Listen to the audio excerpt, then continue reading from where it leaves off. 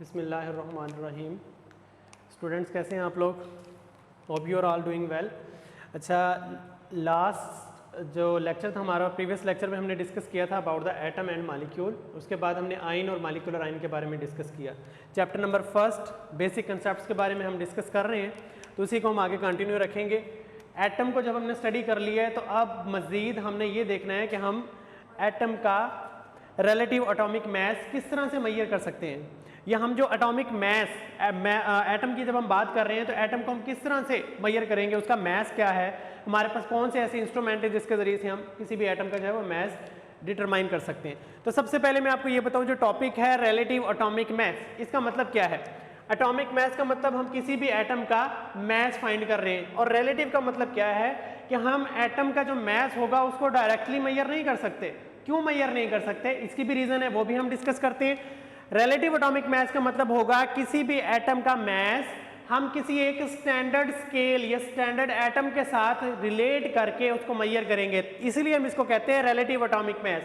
Otherwise हम इसे, अगर हमने इसे डायरेक्ट मेजर करना होता तो हम इसको बोलते हैं atomic mass of an element, for example atomic mass of hydrogen, atomic mass of oxygen, लेकिन हम इसको बोल रहे हैं रिलेटिव एटॉमिक मास, और इसको हम हमेशा जो है वो एटॉमिक मास यूनिट के अंदर मेजर करेंगे। ये स्टैंडर्ड इंटरनेशनल यानी एसआई यूनिट है एटॉमिक मास का। रिलेटिव एटॉमिक मास हम हमेशा मेजर करते हैं एटॉमिक मास यूनिट यानी एएमयू में। आगे हम इसको भी डिस्कस करते हैं। अच्छा, डेफिनेशन हमारे पास क्या है रिलेटिव एटॉमिक मास की। मास ऑफ एनी एलिमेंट, कोई भी एलिमेंट जिसका हम मास फाइंड करना चाह रहे हैं उसको हम रिलेट किससे करते हैं, taking by relating carbon 12। Carbon 12 एक स्टैंडर्ड यूनिट है, हमारे पास स्टैंडर्ड स्केल है जिसके साथ हम किसी भी एटम का मास जो है वो मेजर करेंगे या रिलेट करेंगे। अब कार्बन 12 क्यों यूज कर रहे हैं हम, यहाँ ये भी क्वेश्चन बनता है कि हम why we are using carbon 12, हम कोई और एलिमेंट भी तो यूज कर सकते हैं। तो इसका आंसर ये है, आप लोग अपने जहन में रखें, हमारे पास एक यूनियन है, ऑर्गेनाइजेशन है केमिस्ट्री के हवाले से, जिसको हम बोलते हैं IUPAC, IUPAC, international union of pure and applied chemistry. ये वर्ल्ड वाइड ऑर्गेनाइजेशन है केमिस्ट्री की जो रूल्स को डिसाइड करती है। ठीक है, हाइड्रोजन को हम हाइड्रोजन ही क्यों कहते हैं, कोई और चीज क्यों नहीं कह देते। Atomic mass, relative atomic mass, carbon क्यों यूज कर रहे हैं, एएमयू क्यों यूज कर रहे हैं, लेंथ को हम मीटर में क्यों यूज करते हैं, स्टैंडर्ड सेंटीमीटर में क्यों नहीं यूज कर लेते, मैस हम किलोग्राम में क्यों फाइंड करते हैं, ग्रामों में क्यों नहीं फाइंड कर सकते। तो ये सारी चीजें जो हैं वो डिसाइडेड हैं किसकी तरफ से, IUPAC की तरफ से। ये हमें बताती है कि आपने ये रूल्स हैं, इनको फॉलो करते हुए इस चीज को मेजर करना है, कोई भी एटॉमिक मास है या लेंथ है, व्हाटएवर जो भी चीज है। तो पहले दौर में, आज से कुछ अर्सा पहले, चंद साल पहले, हमारे पास हाइड्रोजन का यूज किया जाता था एज अ स्टैंडर्ड स्केल। ठीक है बेटा, हाइड्रोजन को हम as a standard scale use करते थे, लेकिन बाद में IUPAC ने डिसाइड किया कि हम कार्बन 12 को as a standard scale use करेंगे। अब 12 क्वेश्चन ये प्रोड्यूस होता है कि जब हमें किसी चीज का मास मालूम ही नहीं तो हमने कार्बन को 12 कैसे रख लिया। तो बेटा आपको हिस्ट्री का पहला लेक्चर याद होगा जिसमें मैंने आपको बताया था कि जे बर्जीलियस एक साइंटिस्ट था, जे बर्जीलियस साइंटिस्ट था जिसने एटम्स या एलिमेंट्स को उनके सिंबल्स भी अलॉट किए, उसके अलावा उसने मास नंबर को भी डिस्कवर किया। मास नंबर क्या है, ये मैंने यहां भी लिखा हुआ है। मास नंबर है number of protons and number of neutrons of an element. किसी भी एलिमेंट या एटम के न्यूक्लियस में प्रोटॉन्स और न्यूट्रॉन्स की तादाद को क्या कहते हैं, उसका मास नंबर कहते हैं। तो जबकि ये बात है रिलेटिव एटॉमिक मास जिसको हम डिस्कस कर रहे हैं, जब इसको डिस्कस किया गया तब तक जे बर्जीलियस ने मास नंबर को डिस्कवर कर लिया हुआ था। और आपको पता है कि कार्बन में हमारे पास 6 प्रोटॉन है और 6 ही न्यूट्रॉन है, तो हमारे पास इसका मास नंबर कितना बनता है, 12 बनता है। ठीक है, हम इसको लिखते हैं 12.0। क्लियर बेटा, 12.0 is the mass number of carbon. तो इसीलिए हमने इसको, इसका एटॉमिक मास जो है वो कंसीडर किया, और इसी को हम जो है वो रिलेट करेंगे। ये हमारे पास स्टैंडर्ड स्केल है, कार्बन 12 को हमने स्टैंडर्ड स्केल रखा हुआ है। तो जब भी किसी चीज का एटॉमिक मास आप कार्बन 12 के साथ मेजर करेंगे, इसका मतलब हम उसका 1/12 शेयर जो है वो कंसीडर कर रहे हैं। यानी अगर हमारे पास हाइड्रोजन है, लेट्स सपोज हम कार्बन 12 के साथ हाइड्रोजन को कंपेयर करना चाह रहे हैं, तो रिजल्ट हमें ये बताते हैं कि हाइड्रोजन जो है वो कार्बन से 12 टाइम लेस इन वेट है या लाइट इन वेट है, यानी कार्बन जो है वो हाइड्रोजन से 12 गुना वजनी है, 12 गुना साइज ज्यादा है उसका। तो इसका मतलब है हमारे पास अगर हम इसको कंपेयर करें 12/12 तो हमारे पास आंसर कितना आता है 1 AMU, और इसको हम फ्रैक्शन में लिखते हैं 1.008 AMU। तो ये हमारे पास है जी, हमने रिलेट किया है कार्बन को हाइड्रोजन के साथ। हाइड्रोजन का, अच्छा मैं दो वर्ड बोलूंगा, या तो हैवी हो सकता है या लाइट हो सकता है। अगर हैवी होगा तो जितने टाइम्स मैं बोलूं, मैंने यहां पे बोला 12 टाइम्स, तो आपने 12 के साथ मल्टीप्लाई कर देना है या डिवाइड कर देना है। अगर लेस इन वेट है, लेस इन वेट, तब आप क्या करेंगे, आपने डिवाइड करना है। अगर आपके पास हैवी है देन कार्बन, कार्बन की निस्बत आपके पास जो एलिमेंट जिसको आप रिलेट कर रहे हैं, जैसे कोई भी और एलिमेंट है, मैं आपको एग्जांपल देता हूं उसकी, अगर आप हैवी एटम को रिलेट कर रहे हैं तो आप क्या करेंगे, मल्टीप्लाई करेंगे किसके साथ, जिस डिजिट को हम बोलेंगे कि इतने टाइम्स हैवी है। यानी मैंने बोला कि hydrogen 12 times less in weight है देन कार्बन, तो 12 पे ही मैंने कार्बन का मास डिवाइड कर दिया। 12 कार्बन का मास है और 12 टाइम्स जो हमने लेस बोला। इसी तरह मैं यहां पे बोलता हूं कि मैग्नीशियम जो है that is 2 times heavy than the carbon atom। 2 times heavy जब मैंने बोला तो heavy पे हमने मल्टीप्लाई करना है, यहाँ मल्टीप्लाई का साइन लग गया, और 2 times तो यहाँ पे 2। कार्बन एटम और कार्बन का मास कितना है 12 होगा, तो हमारे पास मैग्नीशियम आ जाता है 24। ठीक है बेटा, इस तरह से हम क्या करते हैं, रिलेटिव एटॉमिक मास निकालते हैं। आपकी बुक्स में टेबल बने हुए हैं जिसमें आपको कार्बन का मास दिया हुआ है 12.0, हाइड्रोजन 1.008, सोडियम 23.0 है, जो हमारे पास मॉलिक्यूलर हाइड्रोजन है डेट इज 2.016। अच्छा, जितना भी हमारे पास एटॉमिक मास होगा उसको हम मेजर करेंगे 1 एटॉमिक मास यूनिट के अंदर। ठीक है, अब ये हमारे पास क्या है, स्टैंडर्ड इंटरनेशनल यूनिट है, और वेरी फर्स्ट लेक्चर में हमने ये स्टडी किया था कि 1 AMU is equal to 1.661 10⁻⁻27 kilogram. ये बात हम ऑलरेडी डिस्कस कर चुके हैं कि AMU कितने किलोग्राम के बराबर होता है, 1.66 10⁻⁻27 किलोग्राम के बराबर होगा। ठीक है बेटा, अच्छा आगे हमारे पास ये शॉर्ट क्वेश्चन है, very important short question, past papers में कई दफा ये पूछा गया है। हमने ये देखे जितने भी एटम्स के मास लिखे हैं एटॉमिक मैसेज, ये फ्रैक्शन की फॉर्म में है। तो शॉर्ट क्वेश्चन है, एटॉमिक मैसेज ऑफ एलिमेंट्स या एटम्स और always written in the form of fractions. Why, किस लिए हम फ्रैक्शन की फॉर्म में लिखते हैं, तो इसकी रीजन सुने बेटा। पहले लेक्चर में मैंने आपको बताया एविडेंस ऑफ एटम में एक फुल स्टॉप के अंदर अबाउट 2 मिलियन एटम्स प्रेजेंट होते हैं, 2 मिलियन एटम्स। तो यहां से हमने देखा था कि एटम का साइज बहुत स्मॉल है, उसका डायमीटर 0.2 नैनोमीटर 10⁻⁹ में है। तो यहां देखें आपके पास क्या है, एटम का साइज इतना स्मॉल है कि हम इसको एक्यूरेटली मेजर नहीं कर सकते। Atomic mass is too smallest to measure accurately और प्रिसाइजली।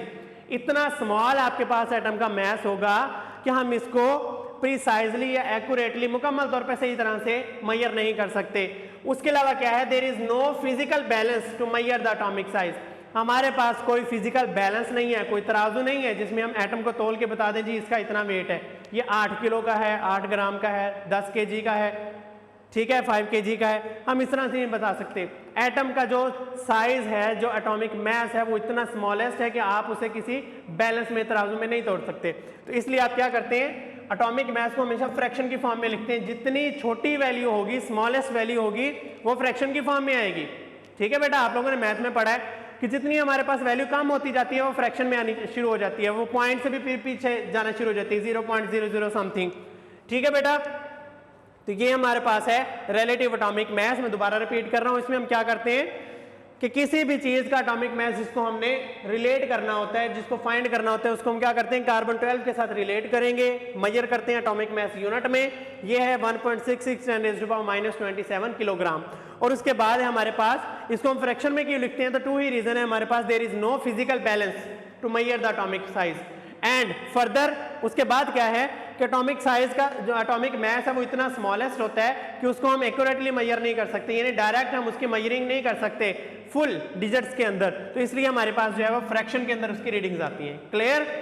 सेकंड टॉपिक जो आज हमने डिस्कस करना है दैट इज आइसोटोप्स। तो इसके बारे में आपको पहले से हाउ नो है, आपने मैट्रिक के अंदर इस चीज को डिस्कस किया है। एटॉमिक नंबर के बारे में भी आप जानते हैं, मास नंबर के बारे में भी आप जानते हैं। 9th क्लास का पहला चैप्टर, उसमें हमारे पास ये चीजें बयान की गई हैं, बताई गई हैं। एटॉमिक नंबर क्या होता है? Z से शो करते हैं number of protons in the nucleus of the atom. एक एटम के न्यूक्लियस के अंदर टोटल कितने प्रोटॉन्स हैं वो हमारे पास क्या है? एटॉमिक नंबर है। ठीक है, इसी तरह एटॉमिक नंबर ऑफ इलेक्ट्रॉन्स को भी कंसीडर कर लिया जाता है, लेकिन इसलिए नहीं कहते हैं नंबर ऑफ इलेक्ट्रॉन्स को क्योंकि इलेक्ट्रॉन्स कम या ज्यादा होते रहते हैं, ये हमने कल लाइन में डिस्कस किया था। मास नंबर क्या है? ए से हम इसे शो करेंगे number of protons plus number of neutrons. A is equal to Z plus N। Z क्या है? Number of protons, and N क्या है? Number of neutrons. तो चलें जी डेफिनेशन की तरफ मूव करते हैं। Definition of the isotope is same atomic number but different mass number. Species या एटम्स, ऐसे एटम्स जो सेम एटॉमिक नंबर रखे बट उनका मास नंबर क्या हो? डिफरेंट हो, तो वो एक दूसरे के क्या कहलाएंगे? आइसोटोप्स कहलाएंगे। एग्जाम्पल में हमने डिस्कस करना है सबसे पहले हाइड्रोजन को, क्योंकि हाइड्रोजन का साइज बहुत स्मॉल होता है और ये वेरी कॉमन एलिमेंट है, इसलिए हम इसको एज ए एग्जाम्पल ज्यादा यूज करते हैं। हाइड्रोजन, ऑक्सीजन, ये चीजें, तो हम भी इसी चीज को डिस्कस करेंगे। तो सबसे पहले हमारे पास एग्जाम्पल है हाइड्रोजन की। तो बेटा आप सबको पता है हाइड्रोजन के अंदर कितने प्रोटॉन्स होते हैं, कितने इलेक्ट्रॉन्स होते हैं। हाइड्रोजन की हम हेडिंग देते हैं पहले, हमारे पास है जी हाइड्रोजन। जे बर्जीलियस के वर्क के मुताबिक हम इसको शो करते हैं H के साथ। तो बेटा देखें हाइड्रोजन के अंदर एक प्रोटॉन है, जस्ट वन प्रोटॉन, लेकिन न्यूट्रॉन्स डिफरेंट है। हाइड्रोजन के अंदर मे बी नो न्यूट्रॉन, कोई न्यूट्रॉन ना हो, एक ही आपके पास प्रोटॉन है बट न्यूट्रॉन कोई नहीं है। सेकंड नंबर पे ये चांस है कि एक प्रोटॉन है और एक ही न्यूट्रॉन है। थर्ड नंबर पे एक प्रोटॉन है और दो न्यूट्रॉन है। तो अब यहाँ पे देखें आपके पास एटॉमिक नंबर तो सेम आ रहा है, सबके अंदर 1 1 एटॉमिक नंबर, लेकिन इसका मास नंबर आप देखिएगा, mass number is 1 2 3। Atomic number same but mass number आपके पास डिफरेंट हो गया। अब 1 वाले को हम बोलते हैं प्रोटियम, जो हमारे पास वाटर में यूज होता है H2O, ये वाला, इसको हम बोलते हैं protium. Second one is deuterium and third one is tritium. जिसका मास 3 है वो ट्रीटियम है, 2 वाला ड्यूट्रियम है और 1 वाला प्रोटियम है। इसमें हमारे पास ये देखें नंबर ऑफ न्यूट्रॉन्स का डिफरेंस है, नंबर ऑफ प्रोटॉन सबके अंदर सेम है। तो ये आपके पास ऐसी स्पीशीज जिनका मास नंबर डिफरेंट है लेकिन एटॉमिक नंबर सेम है, 1 1 1, एंड यहाँ पे हमारे पास जो मास नंबर है डेट इज 1 2 एंड 3। तो ये स्पीशीज एक दूसरे की क्या कहलाती हैं? आइसोटोप कहलाती हैं। उसके बाद हम डिस्कस करते हैं क्लोरीन को। ये आपकी बुक में डिटेल में एग्जांपल नहीं बताई हुई, सिर्फ तादाद बताई है, तो आप लोग ये लिख लें कि ये किस तरह से आपके पास जो है वो आइसोटोप बनते हैं। इनके मैंने आप लोगों को नंबर ऑफ न्यूट्रॉन्स प्रोटॉन्स भी बता दिए, तो आप लोग अपनी नोटबुक पे लेड पेंसिल से इनको जरूर लिख लीजिएगा। क्लोरीन को हम शो करते हैं Cl से और इसके अंदर टोटल 17 प्रोटॉन्स होते हैं। तो क्लोरीन के हमारे पास 2 आइसोटोप्स हैं। Chlorine has 2 isotopes. अब 2 आइसोटोप किस तरह से बनते हैं? Chlorine 35 and chlorine 37। अब यहां देखें atomic number same 17 but mass number देख लें आप, डिफरेंट हो गया, एक में 35 और एक में 37 है। अब ये 35 कैसे बना? 17 तो हमारे पास नंबर ऑफ प्रोटॉन्स है, बाकी 18 क्या है? न्यूट्रॉन्स है। 18 न्यूट्रॉन्स और 17 प्रोटॉन्स, ये 35 हो गया। अब यहाँ पे आपके पास 17 प्रोटॉन्स बट 20 हमारे पास क्या है? न्यूट्रॉन्स है। अब ये चीज जो है वो डिफरेंशिएट कर रही है, यहाँ पे 18 प्रोटॉन्स सॉरी न्यूट्रॉन्स और यहाँ पे 20 न्यूट्रॉन्स। तो ये डिफर करेंगे आइसोटोप्स के हवाले से कि आइसोटोप्स इसी बेस पे हम बनाते हैं कि नंबर ऑफ न्यूट्रॉन्स डिफरेंट होंगे, नंबर ऑफ प्रोटॉन्स सेम होते हैं। अच्छा, थर्ड वन में हम एग्जांपल डिस्कस कर लेते हैं यहाँ पे ऑक्सीजन की। ऑक्सीजन से भी आप फेमिलियर हैं, हमारी ब्रीथिंग के लिए ये एक अहम कॉन्स्टिट्यूएंट है, इसके बगैर हम सांस नहीं ले सकते। तो ऑक्सीजन का आपके पास एटॉमिक नंबर होता है 8। जब हम ऑक्सीजन को डिस्कस करेंगे, ऑक्सीजन हैज एटॉमिक नंबर 8, हम इसको शो करेंगे कैपिटल O के साथ। अब ऑक्सीजन के हमारे पास जो है वो 3 आइसोटॉप्स हैं, और वो 3 आइसोटॉप्स किस बेस पे बनते हैं, लेट्स सी। एटॉमिक नंबर सबका same, there are total 8 protons and 8 electrons in the oxygen atom. हमेशा याद रखें नंबर ऑफ प्रोटॉन्स और नंबर ऑफ इलेक्ट्रॉन्स तादाद में बराबर होते हैं। नंबर ऑफ प्रोटॉन्स की तादाद हमारे पास 8 है, यानी उसका एटॉमिक नंबर आपके पास क्या है, सेम है। ये भी एटॉमिक नंबर, ये भी एटॉमिक नंबर, ठीक है बेटा। और यहां ये भी एटॉमिक नंबर, ये थोड़ा सा मैंने डिटेल में आप लोगों को लिख दिया ताकि आप लोगों को मजीद कंसेप्ट आपका क्लियर हो जाए। Atomic number and atomic number, they have same atomic number. But यहां पे अब मैं ऊपर लिखने लगा मैस नंबर। ऑक्सीजन के 3 आइसोटॉप है, तो first one is oxygen 16, second one is oxygen 17, third one is oxygen 18, ठीक है बेटा। अब यहां से आपको बखूबी अंदाजा हो गया होगा कि यहां हमारे पास मैस नंबर इसका डिफरेंट आ रहा है।